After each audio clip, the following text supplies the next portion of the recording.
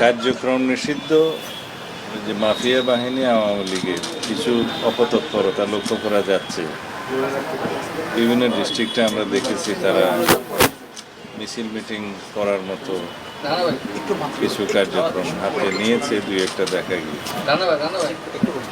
তাতে করে আমাদের মনে হয়েছে তারা হয়তো একটা অস্থিরতা সৃষ্টির পায়, তারা করলেও করতে পারে।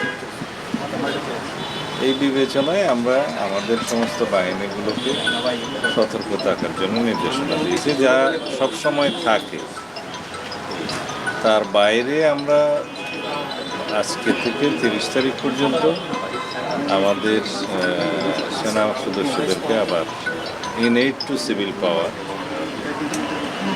আমরা আইন মোতাবেক এই Dhaka metro, Chattogram metro, Narayanganj, Gazipur metro এবং এর বাইরে দুটো জেলা, তাতে আমরা ডিপ্লয় করেছি যাতে যে কোনো রকমের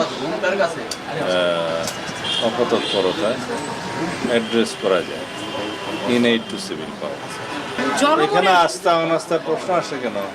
আমাদের পুলিশ বাহিনী যে সমস্ত কৃতিত্বপূর্ণ কার্যকলাপ করেছে, অ্যাচিভমেন্ট আছে, সবগুলোর জন্য আমরা পুরস্কৃত করেছি। দুই একটা জায়গায় যেখানে একটু শৃঙ্খলাপন্থী কর্মকাণ্ড করেছে তাদেরকে আমরা পানিশ করেছি। এখানে আস্থাহীনতার তো কোনো বিষয় নেই। আমরা সবসময় প্রয়োজনীয় ক্ষেত্রে ইনএইড টু সিভিল পাওয়ার, মাঝে মধ্যে বিজিবিকে আনি, মাঝে মধ্যে সেনা সদস্যদেরকে আমরা নিয়োগ করি। এটা ইটস রুটিন ওয়ার্ক। মন্ত্রী 5 জুন থেকে তো সেনাবাহিনী ধাপে ধাপে তুলে দেওয়ার কথা। সেই ক্ষেত্রে যখন এরকম একটা সময় আবার নতুন করে 6 জেলায় সেনাবাহিনী মোতায়েন, পুলিশ কি পারত না? এইটা গত 15 তারিখে সারা বাংলাদেশ থেকে সেনা সদস্যদেরকে প্রত্যাহার করা হয়েছে, যারা দীর্ঘ প্রায় 1.5 বছর যাবৎ মাঠে ছিল, ইন্টারিম গভর্নমেন্টের সময় ছিল। কিন্তু আমরা নির্বাচিত সরকার আসার পরে আমরা যত শীঘ্র সম্ভব তাদেরকে মাঠ থেকে প্রত্যাহার করেছি, প্রত্যাহার করা হয়েছে। কিন্তু এখন যেটা আমরা কয়েকটা জায়গায় ডিপ্লয় করতে যাচ্ছি সেটার সাথে ওই পরিস্থিতির কোনো মিল নাই। এটা ইনএইড টু সিভিল পাওয়ার। স্যার কি পুলিশকে সহযোগিতা করবে? হ্যাঁ, ইনএইড টু সিভিল পাওয়ার। না না, আমরা মনে করেছি কোন কোন জায়গায় তাদের অপতৎপরতা বৃদ্ধি পেয়েছে, আমাদের ইন্টেলিজেন্স রিপোর্টের ভিত্তিতে আমরা সেটা করছি। এটা শুধু নয়, আরও কিছু বিষয় আছে, আমি এখানে এগুলো ফাঁস করতে চাই না। দেশে অস্থিরতা সৃষ্টির জন্য কিছু কিছু মহল, কোনো কোনো মহল অপতৎপরতায় লিপ্ত আছে। তো সেই জন্য আমরা অ্যালার্ট থাকার অংশ হিসেবে আমরা নিয়েছি। নারায়ণগঞ্জ 3 আসনের এমপির একজন ছেলেকে মানে নিয়ে আসা হয়েছিল, জিজ্ঞাসাবাদ করে মুসলেকা দিয়ে আবার ছেড়ে দেওয়া হয়েছে। আসলে মেসেজটা কি, তাকে কি অভিযোগ আনা হয়েছিল, পুলিশ ছেড়েই বা দিল কেন? আসলে নারায়ণগঞ্জ 3 আসনের এমপির ছেলের কি কোনো বিশেষ অধিকার আছে? আইনের চোখে সবাই সমান। পুলিশের কাছে বিভিন্ন রকম অভিযোগ ছিল তার বিরুদ্ধে, সেগুলোর জন্য জিজ্ঞাসাবাদের জন্য তাকে তারা নিয়ে এসছে, জিজ্ঞাসাবাদ করেছে এবং প্রয়োজন মনে করেছে তার কাছ থেকে মুসলেখা নেওয়ার, প্রয়োজন নিয়ে মুসলেখা নিয়ে ছেড়ে দিয়েছে। আচ্ছা, পূজা উদযাপন পরিষদের নেতৃবৃন্দ এসেছিলেন, এখানে কি কোনো একটি মেয়ের একটি ছবি এগিয়ে ভাইরাল হচ্ছে স্যার, ওই যে তারা একটি আলাদা প্রদেশ চাচ্ছে, এটা নিয়ে কোনো আলোচনা হচ্ছে? না না, আমাদের পূজা উদযাপন পরিষদের নেতৃবৃন্দ আমার সাথে সাক্ষাতের জন্য বেশ অনেকদিন আগেই তারা সময় চেয়েছে। আমি এতদিন সময় দিতে পারিনি, আজকে সময় দিয়েছি। তাদের অনেক বিষয়ে কথা আছে।